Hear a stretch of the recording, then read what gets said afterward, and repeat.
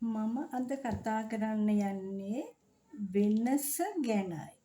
වෙනස මම කියන්නන් ගැන අලුත් කුතුහලයක් පෙර කතාවට ඇහුම්කන් දුන් ඔයාලට දැනුණා නම් ඒ ඔබේ සැඟව තිබුණු කුසල් මතුවන අවස්ථාවක්.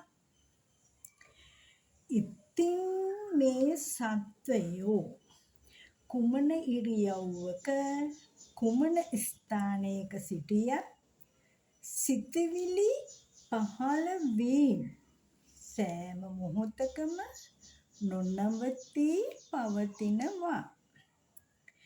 මේ හැම සත්වයෙකුගේම සිත් පහළවීම එකිනෙකාට වෙනස් ආකාරයකින් ක්‍රියා කරන්නේ.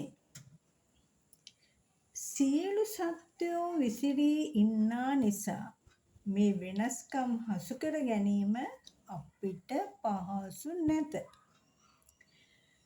නමුත් මනුෂ්‍යෝ ජීවත් වන නිවසක් තුළින් අපිට එය පැහැදිලිව දැක ගන්න පුළුවන්.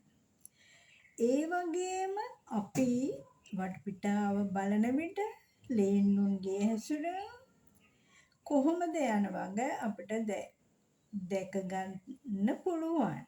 එකම අම්මගේ පැටව් වුවත් ඔවුන්ගේ ඉලක්කයද එකක්ම වුවත් ඒ සඳහා ඔවුන්ගේ හැසිරීම පුදුම සහගතයි.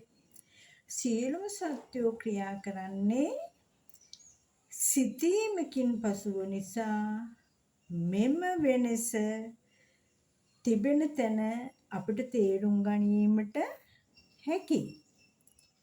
ඒ වෙනස හටගන්නේ සිතිවිලි වලින්.